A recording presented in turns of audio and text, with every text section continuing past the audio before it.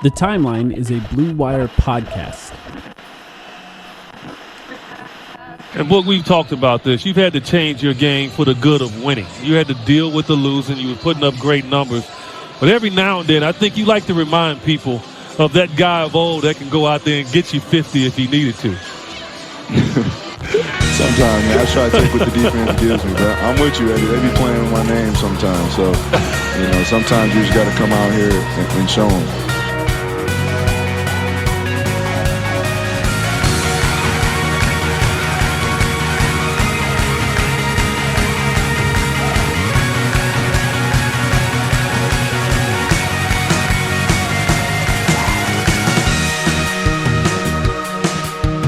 Welcome to the Timeline, a Phoenix Suns podcast. My name is Mike. I'm here with Sam. Sam, 48 points. 48 points by Devin Booker. How you doing? I'm doing great. I was debating whether or not to stay up for this one because it's a Sunday night. Yeah. I'm glad I did. And I'll say off the bat, if you're a Cardinals fan, I'm sorry, which I imagine is most of you. But yeah. At least you have the Suns. I mean, now it's time for you guys to go tap in fully on this team right now because what they're doing is ridiculous. Devin Booker had the best game we've seen from him since the playoffs because he had some gems in the playoffs, but tonight he was on another level, and we saw him kind of warming up to it in these past two games. He was really good on whatever day it was, Friday, it was yesterday, Saturday against Detroit as well. But 18 for 33 tonight, 5 for 13 from deep, pretty good. 7 of 8 from the free throw line, 48 points, 6 assists, 0 turnovers, a stellar performance. It's literally immediately after the final buzzer right now. So I'm curious mostly to see how this is covered tomorrow because in my mind, this team's 34-9. I just tweeted they've got a full 3-game lead over the Golden State Warriors. They've got a 6.5 game lead over any team in the Eastern Conference, and this guy just scored 48 points. This should be the national story. The national story should not be anything having to do with a mascot.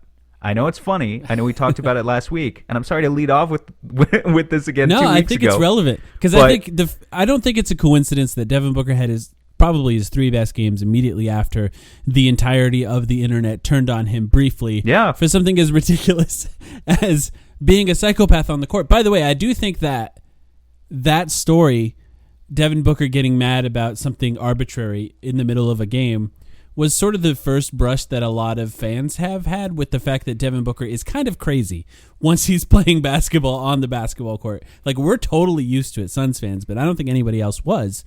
And he goes out, has 30, then 35, then 48. Who knows what the next game is going to be? Maybe he'll go 50 for 60. Or 60. Yeah.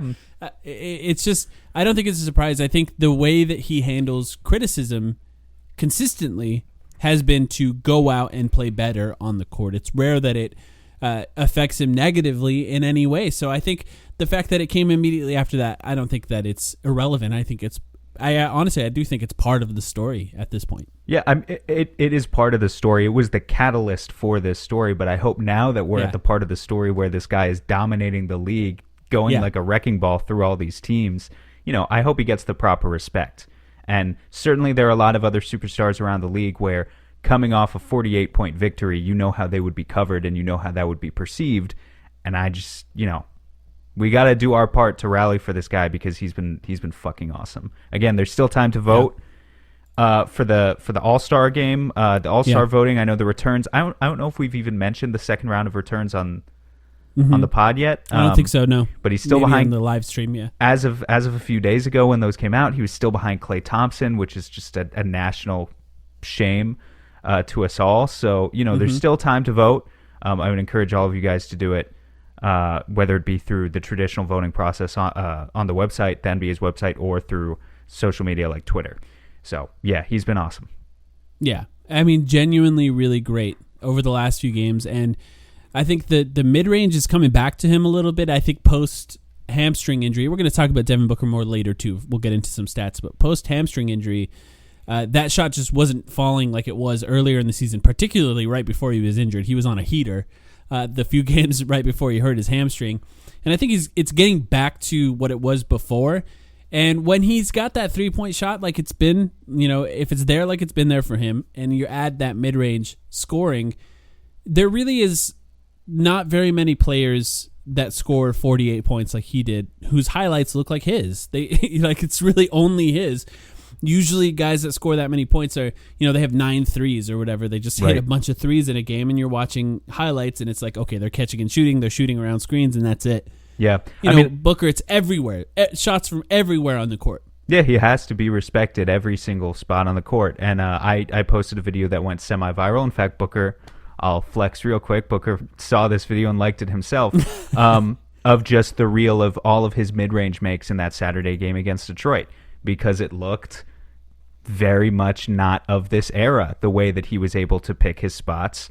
And there was nothing the defense, and of course that was the Detroit Pistons, but there was nothing the defense could do about it. Tonight, there was nothing San Antonio could do about it, and increasingly you feel the confidence in this guy that, combined with that improvement as a pull-up three-point shooter who's comfortable shooting it from distance early in the shot clock, that maybe there's nothing any defense can do about it. So there are little things that have regressed in Booker's game this year as well, and that's some of the stuff that I think we're going to get into later in this episode as we talk about. But overwhelmingly right now, he's at the top of his game, and again, deserves to be respected for it.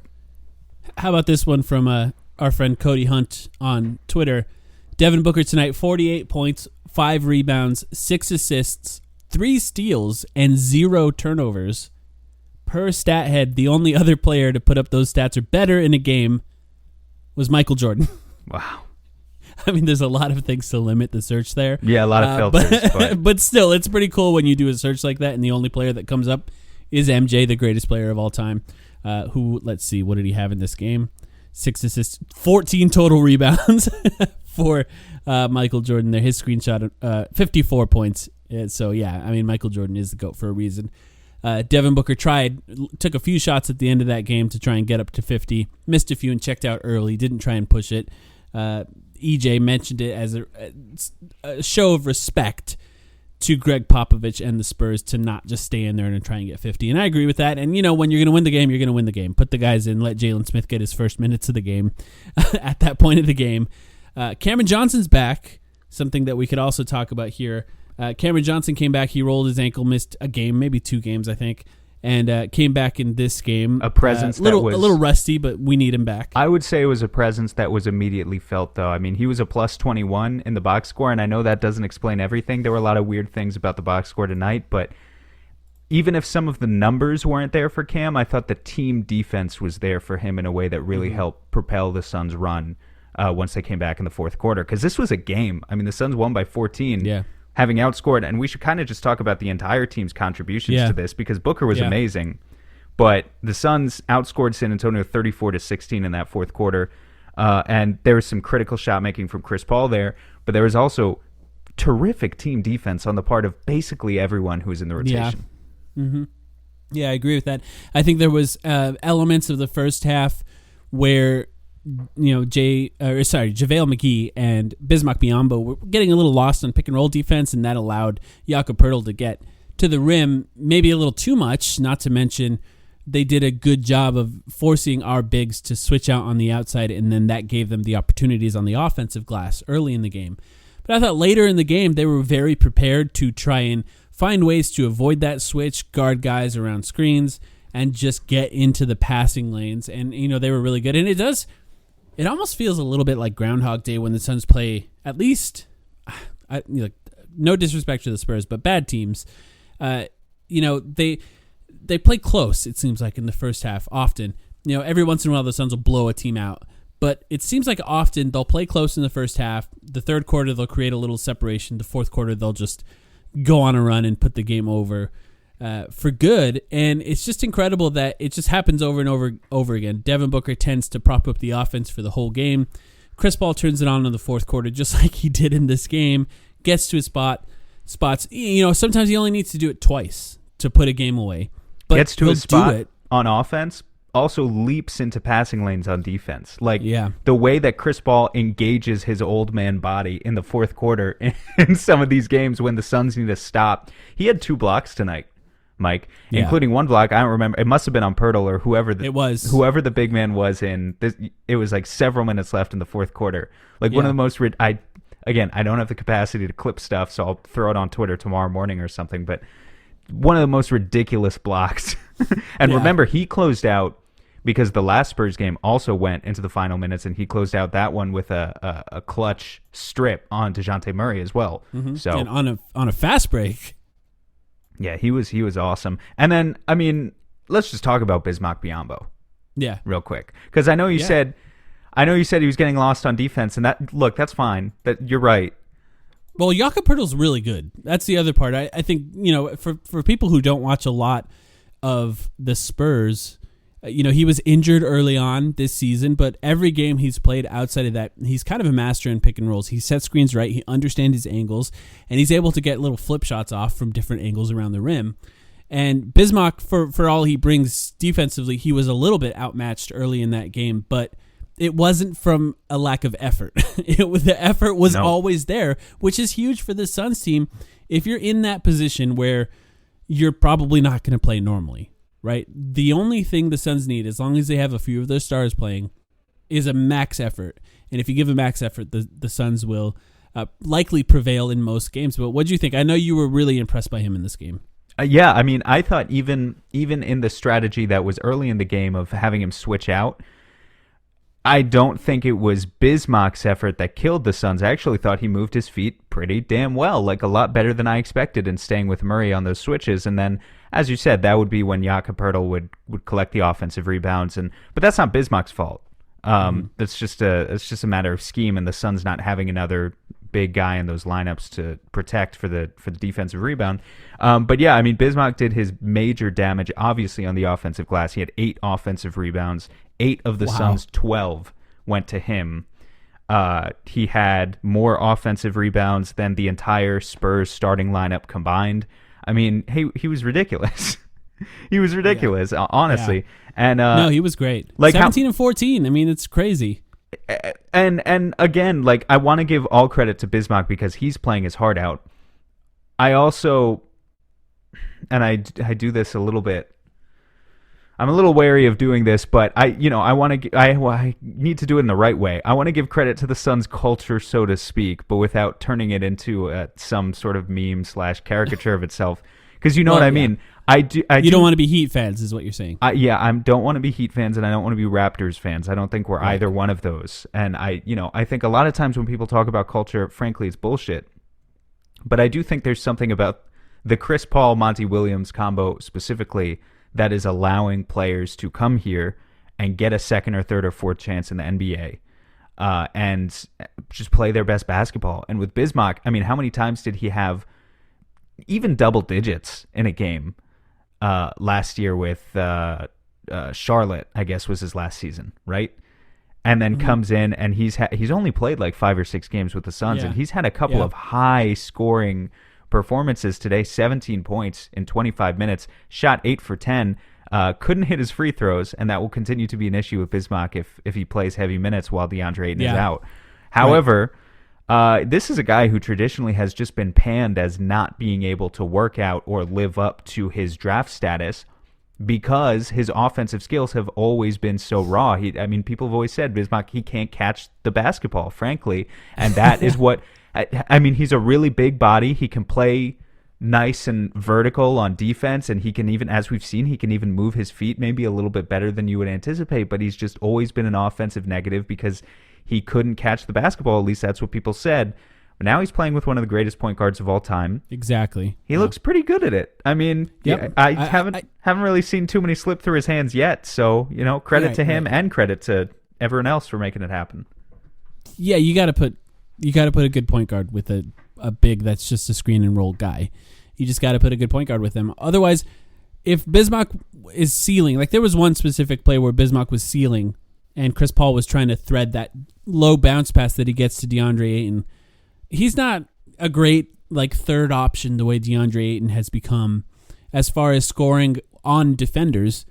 But if you can get it to him near the rim and he's open, he's going to finish it, or at least relatively open, and the Suns do a really good job of creating opportunities at the rim regardless of who it is. His hook shot form does look hilarious. It's really bad. It's Aaron Baines-esque, I think, is how we can compare it. But it's quick before we charming. Switch over. Yeah. Before we switch over to the last segment, I want to give a shout out to Cameron Payne, who had another good game. I think he's starting to figure it out a little bit, and I think that will be a big difference maker for the Suns in the second half of the season. Is there anything else you wanted to talk about on that last Spurs game or anything before that? No, I think we can move on from the game nuts and bolts wise.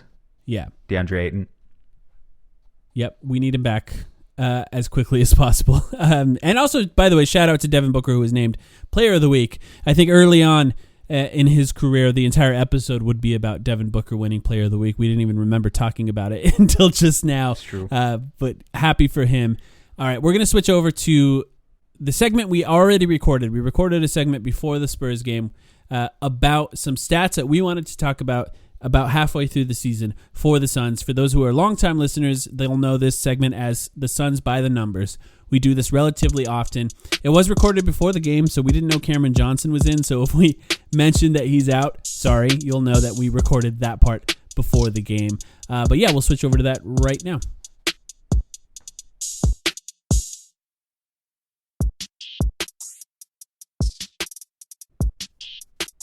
All right, Sam, now that we've passed halfway through the season, let's break down some stats like we've done before. For those who've listened in the past, what we like to do is Sam and I both separately pick some stats, and then we throw them at each other back and forth here, and then talk about the season through the lens of those stats. So we've both gathered a few stats here. We're going to go back and forth. Sam, do you want to go first, or you want me to go first? I'm down to go first. Okay, go ahead. Okay, so, yeah, I mean, my stats are on a varying spectrum of do they mean anything at all to I think they do mean something, right? So, I mean, part of the exercise here is I just kind of throw them out there and you tell me if they mean anything. But okay. I want to highlight one guy to begin with because it's positive, and that's Cameron Payne, who has played pretty well as of late. Specifically, what I want to talk about is Cameron Payne and his catch-and-shoot three-point percentage, which was an integral part of what made him so good last season and has been steadily rising. Just throw the numbers at you, Mike. In November, Cam Payne shot, and remember, these are catch-and-shoot threes, not pull-ups, so anything of, I mean, just as it sounds like, catching the ball, shooting the ball. Spot-up opportunities, essentially. In November, Cameron Payne shot 34.8% on these threes. In December, that rose to 36%, so barely a rise at all, of about 1%. So far in January, he is up to 52.2% on all catch-and-shoot threes on over 2 attempts a game. For reference, last season, Cameron Payne shot 49% on the season on all catch-and-shoot threes, which is really, really hard to do, especially for a guy who has not been considered a shooter throughout his career. The reason I split this up intentionally is because I wanted to point out his pull-up three is still not back in January. He has struggled with it through the first 2 months of the season and continued to struggle with it in January. And that was also an integral part of what made him so good last year, is being like a 36, 37% pull-up three-point shooter, and he is just not that so far. But catch-and-shoot threes, basically, it is much, much easier to watch Cam Payne on the floor for 20 or 25 minutes and be able to stomach his offense because it just looks a lot better when he is hitting these catch-and-shoot threes and can play comfortably next to Chris Paul and next to Devin Booker. And he's definitely looked more like that old Cameron Payne in January. What do you think? Well, first of all, that stat on what he shot last year on catch-and-shoot threes is insane.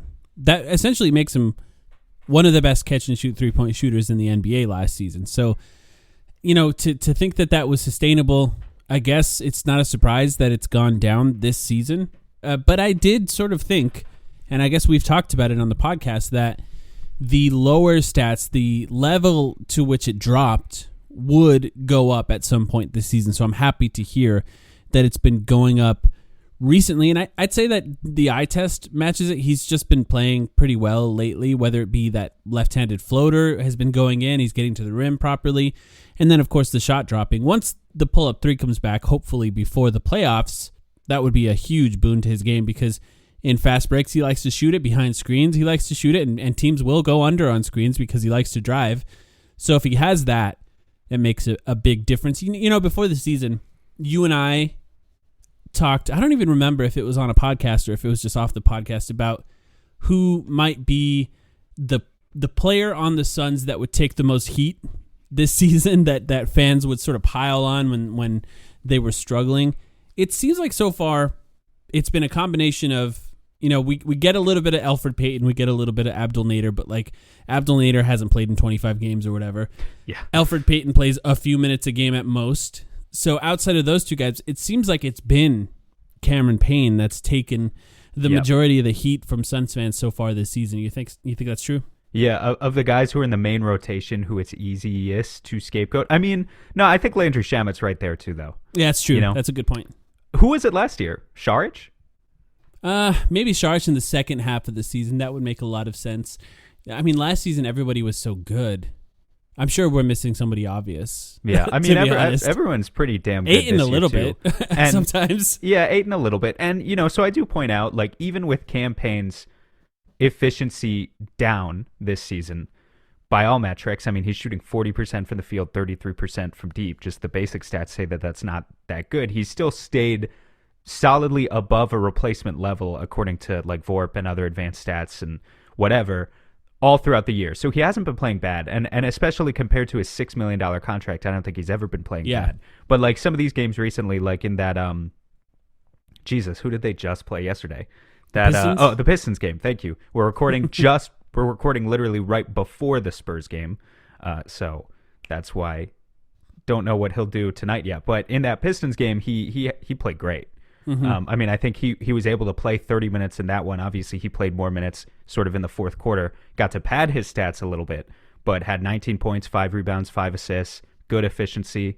I mean, yeah, I feel pretty good about Cam. Mm-hmm. I always felt that Cam was going to get his game back. We know what the holes are in his offensive game. Like, we've known that the left-handed dominance to such a degree, we've known that's been a thing with him. And so there are certain things to not be naive about when talking about Cam Payne's game. Like, everyone knows that at this point, and that's going to affect how defenses sort of collapse in on him, and overall is going to affect his percentages compared to last year when he was just a complete unknown. We knew that. But other stuff like the shooting, I was always relatively confident that the shooting would stabilize to a point that Suns fans feel better about.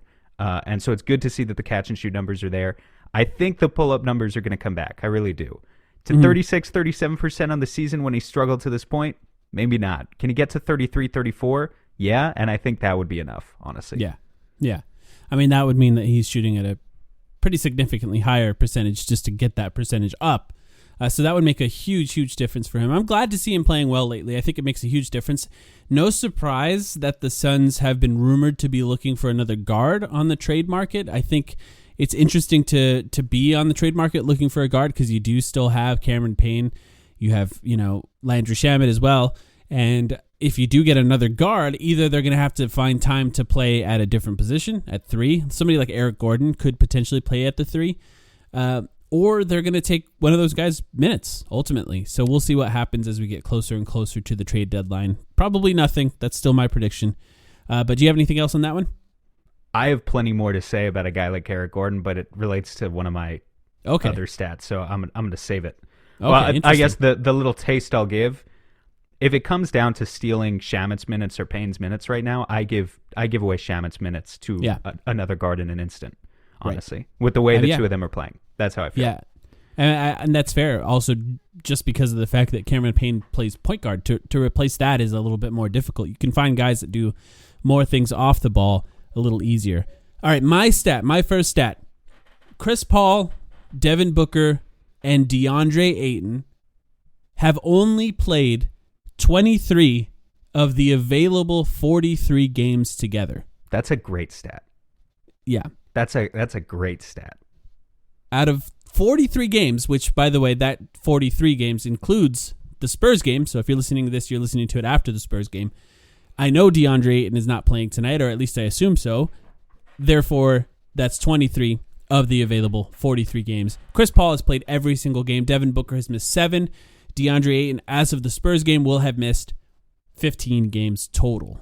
So, for what their record is right now, which is extremely good, projected to win over 60 games, they barely have been healthy this season. And the way that their injuries have lined up, with Devin Booker missing time while Ayton was playing and Ayton missing time while Devin Booker was playing, the three of them have not shared the court very much so far this season. The Suns have a plus 4.5 net rating with the intended starters, which is actually relatively low. And I think the amount of time they've played together, you could make the case that would be higher had they played more.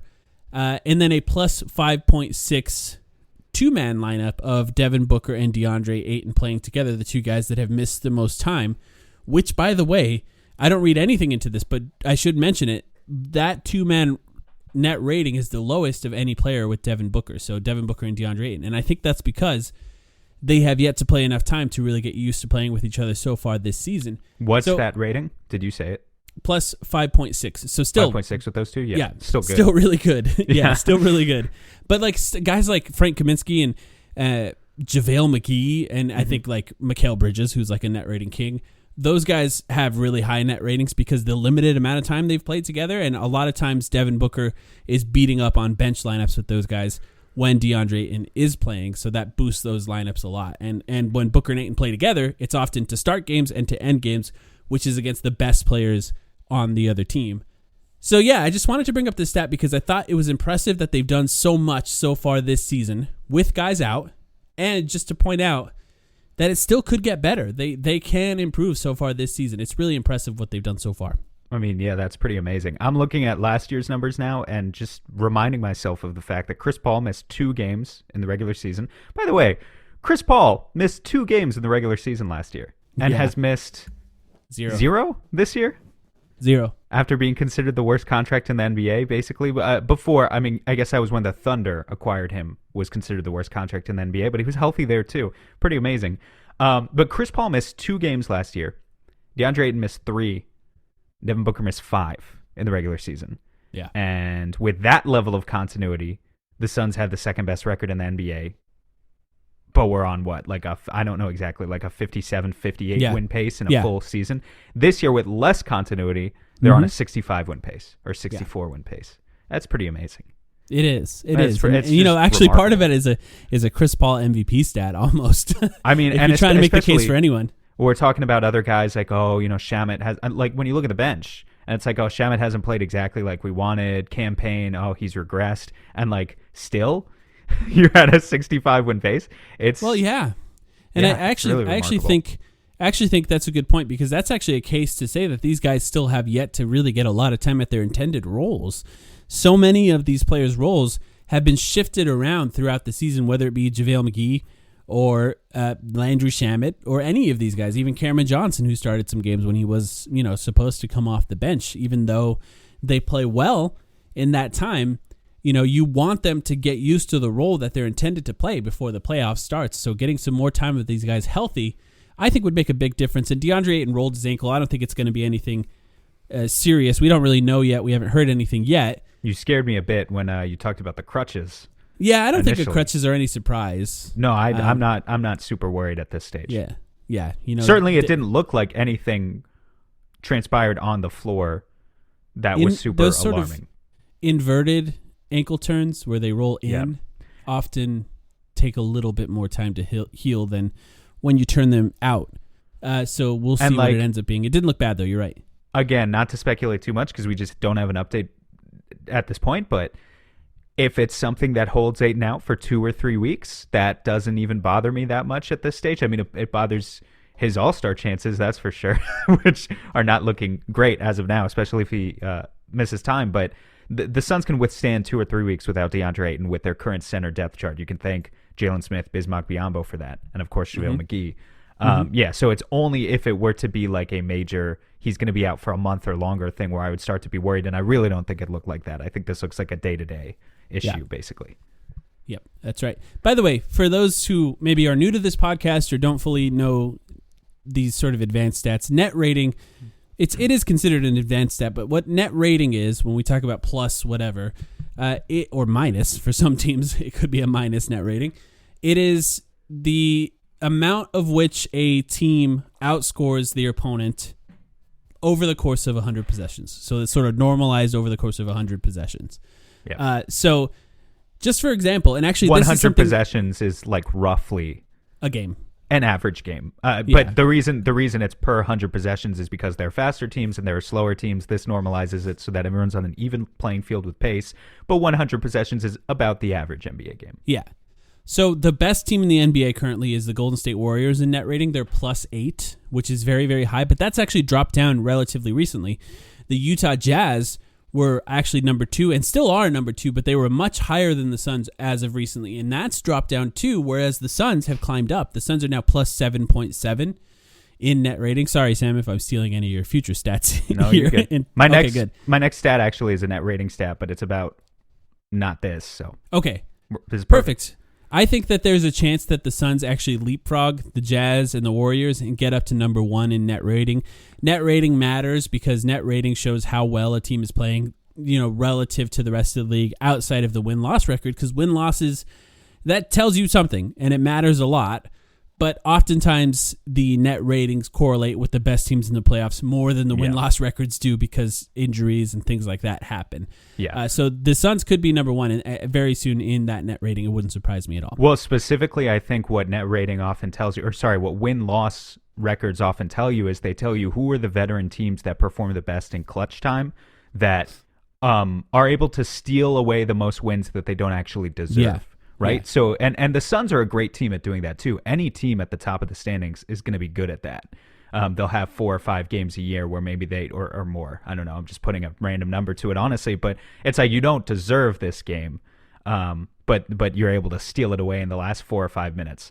However, net rating is typically the stat, while there is something to be said for being a clutch performing team with veterans and all that, net rating is typically the stat that I pay attention to more when I'm looking just at the standings. So like right now, for instance, there are a bunch of teams in the Western Conference that are actually below the Lakers and the Clippers in the standings, but have better net rating statistics or a better point differential on the season. And like typically if I'm looking at 2 teams and one team is 500 in their win-loss record, but they have like a thoroughly negative net rating, and then another team is like, on pace to be a 35-36 win team, but they have a positive net rating, I will typically believe that the latter team is the better team. Yeah, actually, that's a great example. The Lakers are 23rd in net rating at a -1.7, so they're getting outscored, but they have a 21-22 record, whereas a team like the Pacers, who we just saw recently, has a better net rating, but are 15-29. So that shows that the Lakers are kind of stealing some games at the end of games more often, and the Pacers are probably collapsing. Great. I mean, like if you're LeBron and you can steal games, that's great. Yeah. But if you're consistently winning by 3 points and then turning around and getting blown out the next night by 15, how good are you really? You're not really a playoff threat in the way that maybe you think you are. So I think that's where net rating becomes helpful. Did you see LeBron promise Lakers fans to get better? Yeah, what do you think that means? I think that it's another tweet that's going to be thrown back at him at the end of the season when they suffer. I mean, like, what do you expect him to say? Nothing. It's the best option. He's got to fire up the base. Anything. He's got to fire up the base, dude. I don't mind it. I don't hold this season against LeBron. No, it's not his fault. Yeah. It's not his fault. All right, my next one. So this one's a little bit lighter, and then the next one, the last one, is going to be more of a big topic, I think. But so for this one, it's a net rating stat, and I wanted to talk about Jalen Smith, and specifically. Do you have a Jalen Smith stat? No. Okay, cool. This is about a statistics versus eye test thing, and I just kind of want to get your gauge on it because Jalen Smith, now he might play more center again while DeAndre Ayton is out, but we've also seen more minutes of Jalen Smith at the 4 recently. And well, first I'll just ask you, Jalen Smith at the 4, your general eye test, what's been your perception before I throw any statistics out there whatsoever? It's been not as good as him at center, but not as bad as I anticipated it being. I think that's a pretty good summary. I think that it does not maximize him individually as a player, but it also, on the flip side of that, does not hurt the Suns as a team as much as I anticipated it would. So to get to the stat part, unfortunately, there's no way that I can completely isolate this on the NBA's website where I can just put in, like, there's no filter to select that just says Suns net rating when Jalen Smith plays power forward. You have to do it based on who is the other player that he plays with. So I had to go through all the centers and isolate, and it was difficult. And basically, he's only played a couple of minutes with Bismack Biyombo or with DeAndre Ayton on the floor. So I'm throwing those out entirely. They don't matter. But he's played 46 minutes now with JaVale McGee. So JaVale plays center and he plays power forward. 46 minutes is still not a ton of time, but it's more like over the course of 8 or 9 games where he plays a few minutes here, a few minutes there with JaVale on the floor. It's not a completely insignificant amount of time either. And in those 46 minutes, the Suns have a plus 9.1 net rating, a 113 offensive rating, and a 104 defensive rating. And I will also add, they are not significantly better net rating-wise when Jalen plays the 5. They're about equally as good, the team statistics show, in when he plays the 5 versus when he plays the 4 so far. So that's irrespective of what Jalen is doing on an individual level, just goes to show that when Jalen Smith is playing the 4 so far this season, and my eyes are certainly telling me something different too, so I can touch on that, but when he's playing the 4 this season, the Suns are still a really good team by net rating. And plus 9 is really good. Plus 9 is better than their overall season net rating. So it's not like he's been some disaster at that position. And I wonder, 46 minutes, really small sample size, but that's basically all we have to go on. He hasn't played the 4 like that much this year. I wonder if at all it changes the optics of how the Suns front office feels about him and what they're thinking in terms of trade market stuff with him as well. Did you see that Monty Williams said that they saw him as somewhat of a Jeremy Grant type player? He said, I think he said that, like, that's what he used to think of him, right? Right. Oh, I didn't see it. I didn't read the full quote. I just saw it on Twitter. So hopefully, I thought I saw a quote. I thought I saw a quote that said he used to think that he was a Jeremy Grant type player, and now he sees him as more of a center. So to that point, that indicates the opposite of what I was just saying. That regardless of let me just say, I did not expect this. Right. So like when I looked at the stat, I expected it to be about neutral, because here's something else that maybe tells you that maybe this whole 46-minute sample size thing is hogwash to begin with, is when Jalen plays with JaVale, because you can isolate to see his individual statistics based on this as well. Exactly. When Jalen plays with JaVale, over half of his shot attempts are threes. Because, of course, they're trying to play 4-out spacing, and he has to take more threes.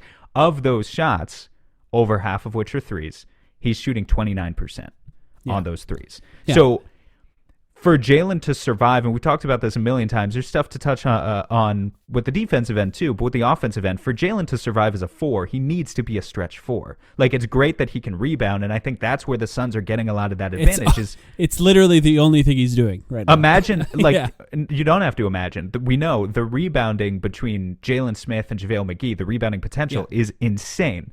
So I think that's why those lineups are working.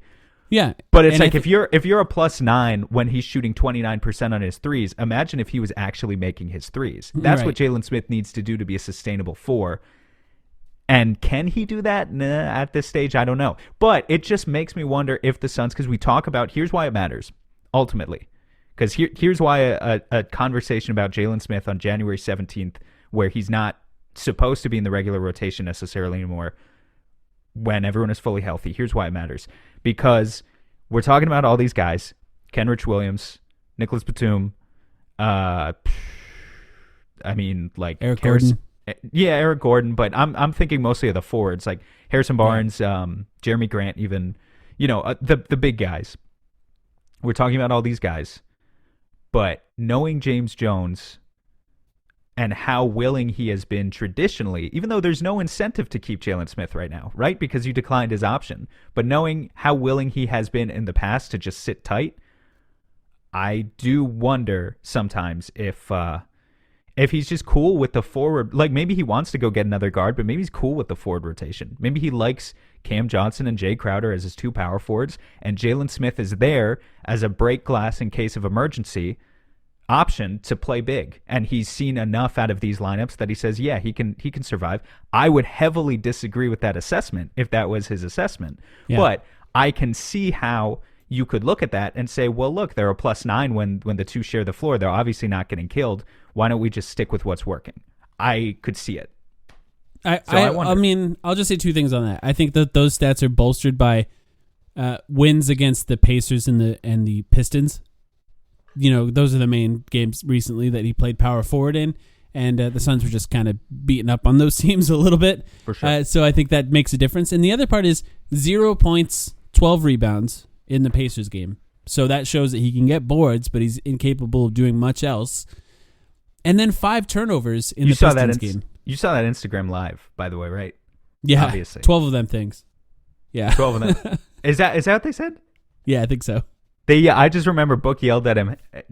I don't remember what he called him. He either called him Sticks or he called him Sticksy. I don't remember, but he said, Stixy, I believe. How many boards you get, Sticksy? And then you just hear him like really quietly from the back of the plane. About 12. Just mumbles it. But yeah, that was a funny game. 12 rebounds, 0 points. I mean, it shows exactly what I think the eye test shows, which is that he's not being maximized as an individual player. The person that's hurting the most is him, ultimately. It's not really hurting the team, but it does not show the value that he can bring when he's playing at his proper position. And then the other part is, you talked about recently his inability to create for other people. Totally. There's an occasional assist, but there's also 5 turnovers like he had in the Pistons game against a bad team. And that's just because when you're at power forward, you're put in a position to do more things with the ball than you are when you're at center, which is just catch and finish usually.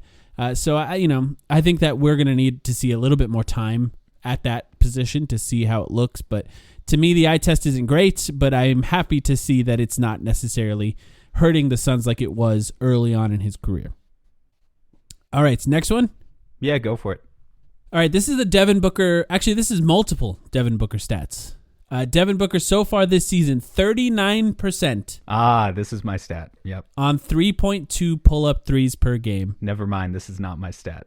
39% on 3 point. I got 2, so maybe it is. Okay. 39% on 3.2 pull-up threes per game last season. 30.8% on 2.8 attempts per season or per game. So that's an increase in efficiency, dramatic increase in efficiency, and an increase in attempts, but a small increase in attempts. So I think there's a case to be made going from 2.8 to 3.2 when the efficiency has gone up 9%.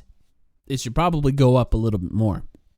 But on the flip side of that, Devin Booker's restricted area field goal percentage is 56% on 2.2 attempts per game. Now, you might think that sounds pretty good. No, that's below league average. That's bad. Last year, he was shooting 63% in the restricted area on a significant increase, 4.1 attempts per game, almost twice as many attempts in the restricted area last season than he's gotten this season. And if you look at the shot charts side by side so far, the efficiency is essentially flipped. The efficiency and sort of to an extent, the attempts have sort of flipped. Last season, a large amount of attempts of his were at the rim, and he was well above league average at the rim. He still shot a lot of threes, but those threes were below league average for him last season. This season, more threes, above league average from 3, less attempts at the rim, below league average at the rim. So this is to say that Devin Booker has improved dramatically from behind the 3-point arc, and he should probably be shooting more threes per game this season. And then on the other side of that, he's getting to the rim less, and he's shooting less shots at the rim, which could be a strategic thing, right? These guys probably want to make sure they're healthy at the end of the season if they can find ways to get to the playoffs and be in a good position in the playoffs without doing too much to risk any sort of health. Most of Devin Booker's hamstring injuries have been at the rim. Then that could be why, but it could be something that you would, let's say this, the 3-point stat is a stat that's great. The other stat, at the very least, is a stat to keep an eye on because in an ideal world, he's getting to the rim a little bit more than he has been so far this season. A little bit. Oh, yes. In an ideal world, he's getting there more. Yeah, sure. Mm-hmm. No, I agree. I mean, unfortunately, they do kind of balance each other out in his play so far, right? Like, he's just gotten worse. I mean, overall efficiency has gone down. Yes. Like true shooting percentage-wise because for 2 reasons, less shots at the rim, less free throw attempts. Yep, and the free throw attempts I don't blame him for because that's everyone. But like literally everyone across the league with the rule changes, with the exception of a couple of guys, one of whom, by the way, I think might be Chris Paul. Chris Paul, Kevin Durant, basically. Yeah, but the other stuff is puzzling, and so that was my stat too. The second half of that, it wasn't the exact same stat, but I looked at his drive statistics. He is shooting 39.8% on all of his drives per game. So that can include not just, the reason that's significantly lower than the restricted areas, because that includes driving in like basically 1 dribble pull-ups. It also includes like 2 dribble floaters and going all the way to the rim. So he's shooting 39.8% on all drives per game of guys with at least 5 drives per game in the NBA this season, of which there are 126 of them. He ranks 112th in efficiency. Last year, for reference, of the 143 players with at least 5 drives per game, he ranked 17th. So basically a drop from the upper 20th percentile to the lower 20th percentile for Booker, which I want to go out on a limb and say is probably really rare to see that kind of drop from a guy in one season, especially if he did not have... And I don't want to make light of his injury, because I definitely think the hamstring has played a part in this, but someone who did not suffer a more debilitating injury, right? Like, it's not like Oladipo. Going from top 20th percentile to bottom 20th percentile in the stat in 1 year, I would have thought you tore an ACL. Yeah. Basically. Not that you nicked your hamstring, which definitely affects your play and definitely affects the rate at which you would want to drive and embrace contact, but it is puzzling. One thing I looked at, and I wish I had more time to research this before we recorded. Honestly, I think it might be a video idea for the future. We'll see, to really analyze what's going on here, because there's a lot of other stuff you could filter out. One area where he's really struggling are floaters. He shot 49% on all floaters last season. This year he's at 32%. His frequency is about the same. It's a little bit more common this year. So floaters in general, they're not a great shot. Like, I mean, they are for some people, but generally if you can just push through and get to the basket, even if it's a riskier play, it's going to be a lot more efficient than just floating one up there. But if you're shooting 32% on floaters, that's going to kill your efficiency. And that is what he's doing this year. So it's been tough for him for a variety of reasons. Some stuff I'd be interested in looking at that is maybe better analysis than just saying, well, he hurt his hamstring, is look at the left hand versus right hand finishes, see if we can find any difference there, if there's a handedness preference, or if there's a wrist that's bothering him still or something like that. Also look at the differences in defensive coverages is something we can do, but I don't think there's an easy answer to this. I think it's kind of just one of the biggest mysteries for the Suns this season. Yeah, it's very weird, and it's not at all typical for who he has been. Just for him to sort of turn into a three-point shooter, somebody who isolates, by the way, really great in isolation so far this season, but someone who can't really shoot shots basically 10 feet to the basket is very bizarre. Last season, I remember halfway through the season, he was finishing at the rim better than LeBron James. And maybe it's a fact that they're just not calling as many fouls, so he doesn't want to drive in there as much. It's not worthwhile for him. That's a great point, because I looked at that, because the drive statistics, part of the reason I chose those on the NBA's website, they track your personal foul percentage, the percent of the time that you're getting fouled. And he is getting fouled about 1% less often this year. That's not that much. But I don't think that's really enough to explain everything here. I mean, it's a little bit, but it's just such a small piece of the pie. So there has to be something else. I don't know at this point what it is. And by the way, the reason I said I was going to bring up his name again, Eric Gordon, of the 126 players with at least 5 drives per game this year that I mentioned earlier, Eric Gordon ranks 3rd in field goal percentage, 58.7%. Yeah, and then he's shooting like 43% from 3. I mean, his offense this year, I think, the more I think about it, the more I'm like, that's a no-brainer. Especially if you can.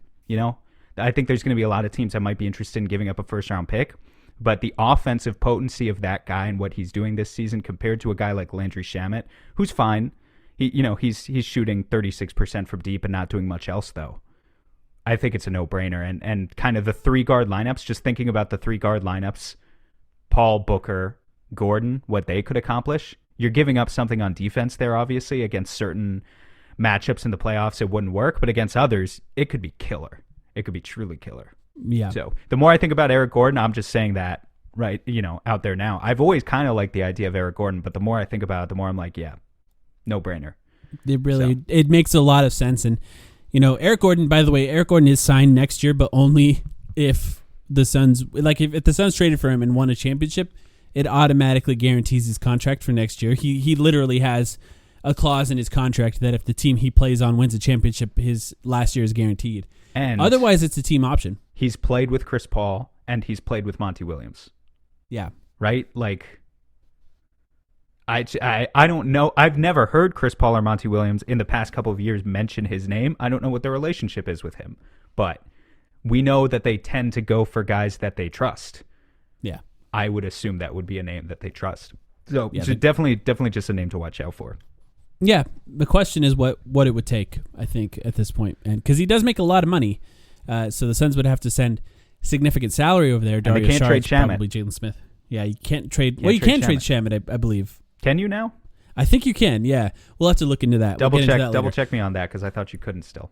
I want to, at some point, I'm going to make a promise now. I guess bring our friend David Nash on. Some of you know him as David Kevin, onto our podcast to talk more about Devin Booker. David joined us for our internal development podcast before the season about Devin Booker, and I want to have a long, extended conversation about Devin Booker where each of us have the opportunity to do a little more statistical and film research on him just to talk about his season so far and see if something could come up on that podcast that maybe we weren't able to see so far this season. So feel free to hold us to that, people who are listening to this, because I would like to do that. I think that would be really interesting. Okay, last one by me, and you just talked about your last one, right? I just gave away my last one, yeah, okay. So this is it. Perfect. This one's short, and I just wanted to provide some context. So I was just thinking about Cameron Johnson this season. By the way, Cameron Johnson, as we mentioned in the intro, out right now with a rolled ankle, probably coming back relatively soon. It was a pretty tough rolled ankle, planted it hard, rolled it, maybe out for a few weeks at the most. But I wanted to look at his shooting in the context of historical shooting for the Phoenix Suns in particular. So I looked at on the Suns, in the history of the Suns, anyone who shot over 5 attempts per game, which he's at 5.8 right now, and anyone who shot over 43% per game. He's basically almost at 44%, Cameron Johnson, 43.8% so far. So I was basically trying to figure out, is Cameron Johnson having the best three-point shooting season for any Phoenix Suns player ever? Oh, wow. There's some competition there. There really isn't. There's only 2 other players that show up on that list, and I would love for you to try to guess them, and I know it's not going to be easy. Sorry, repeat it for me. Here's the tough part. At least 5 3-point attempts per game. Yeah. And then at least 43% from 3. So I want to say that he probably didn't do this because it was 2005, and I don't know if players were doing this yet in 2005, but I know Joe Johnson shot like 48% from deep one year. Yeah, no, he did not make it onto the list. He did do that, probably just number of attempts, I'm guessing. Yeah, it was probably just number of attempts. But there is an 0506 player on this. There's an 0506 player. 0506 and 0607, which you could have guessed that it would start in 05, right? Because it's just the amount of attempts. But those are the 2 other players, 0506, 0607. Yeah, so the 0506 player is Nash in his second MVP year? It is not, because he just didn't shoot enough threes. So who did? Raja Bell? Raja Bell. Okay, I could see that. 5.6 3-point attempts per game, 44.2% from 3 that season. I know we've talked about Raja Bell as being a good shooter, but that's arguably the best 3-point shooting season by any player in Suns history. Raja Bell that season. It is Raja insane. Was dope. Raja was dope. Wait, so don't give me the year for the other one, or did you already? I'm bad at listening. I did, yeah. All right. Well, it's the next year. Oh, it was 06, 07? Yeah. See, because I was going to guess maybe Jared Dudley in 2010 or something.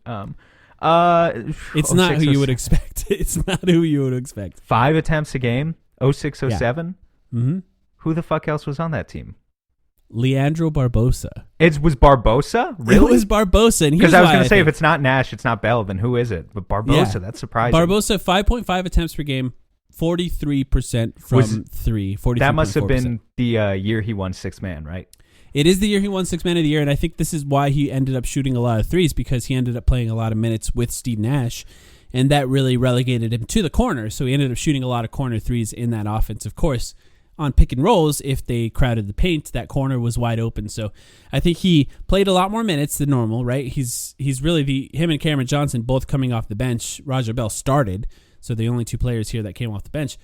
But Leandro Barbosa ended up playing enough minutes with the starters and enough minutes overall to get over 5 attempts per game and shot 43% from three. So it's pretty amazing because you have me. Sorry to interrupt. You have me going back through like Suns history now in my head. I'm on Dan Marley's page right now because I was thinking he's like the original shooter, right? The original Suns shooter. And what did he shoot? Like 2.5 threes per game? No, that's what's surprising about it. So during those early 90s Suns teams, the good ones, he shot over 5 attempts per game. He shot over 5 attempts per game in 93, 94, and 95. And then by 96, he went to Cleveland.